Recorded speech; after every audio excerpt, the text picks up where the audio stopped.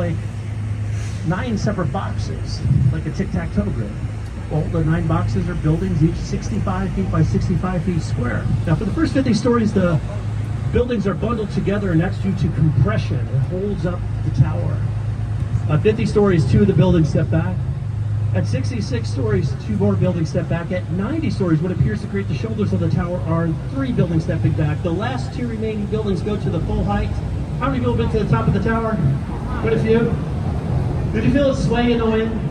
It's designed to sway in the wind anywhere from 6 inches to 18 inches. Very different from the St. Regis, right? This is an office building, 1973. Now, for 25 years, tallest building in the world. Where do you think it ranks today in height? From around the world, where do you think it ranks? 4, 5, 10, 20? How about 25? Technology has changed. So from 1998, it was the tallest building in the world, 2025, number 25, but it's the tallest steel frame skyscraper in the world because now it's not about steel framing, it's about reinforced concrete buttress cores. The tallest building in the world is designed by Skidmore, Owens, Merrill. It opens January 2010. The same team behind the Trump Tower, but that tower is twice as tall as the Trump Tower. How many people have seen it? It's in Dubai. Talk about putting the Burj Khalifa, putting Dubai and the Emirates on the map. That's what the skyscraper's done, so it's twice as tall. Times have changed. It was the summer of 1929. The Daily News building opens. It's the roaring 20s, but the stock market crash in October in New York City brings us into a Great Depression. This building opens 5 days after the stock market crash. What does it do? Well, selling us the Civic Opera building. You're looking at the sidewall, the second largest opera house in the United States. 1/3 of the skyscraper is for classical art. And above it is a 40-story office building, a fusion of styles. I see Art Deco, but I also see neoclassical architecture.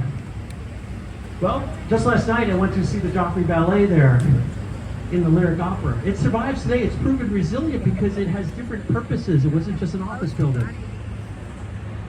Architecture buildings need to be resilient. They need to adapt. The same way during COVID, which was difficult for many people. We've adapted, and this tower went up during COVID.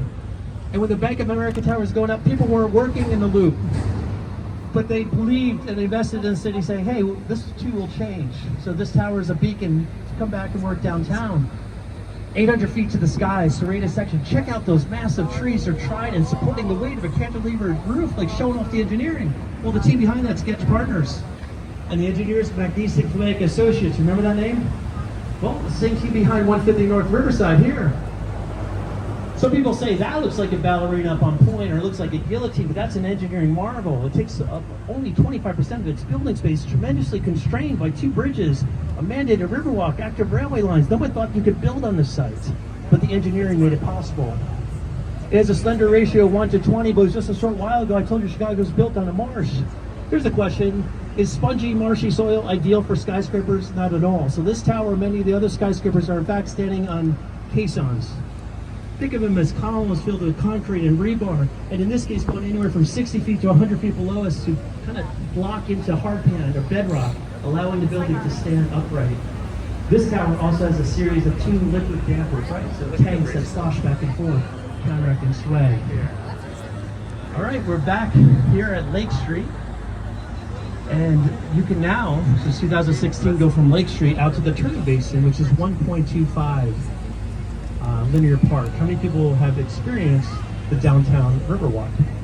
Well, if you have not, I'm going to encourage you to come back here tonight, but the intention of this was with Carol Ross Barney. She works here. She's the lead architecture, and she worked with Sasaki, a landscape architecture firm. And their concept was that the 6 areas between the bridges that opened in 2016 would be treated like rooms. Each of the rooms would have different themes. This one's about public art. Now behind it is a double-decker section of Wacker Drive, but look at that curved office building. One of the earliest examples of contextual modernism in the city of Chicago, 1983. The architects Cohen, Pedersen, Fox, they bend the building with the river, 2 shades of green, like the Chicago River, reflective, a gateway into the loop. First time I saw that building was 1986.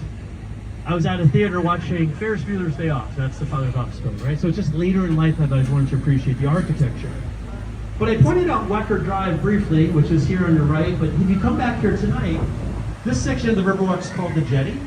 It's for catch and release fishing, so now the river has healed itself. There's about 75 identifiable fish species, right?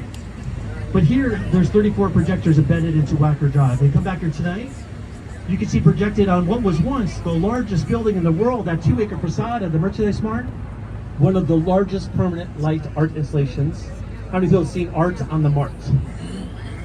Well, there's 2 showings of it, and it's 100% commercial free, paid for by Vernado. Now, the light is so precise.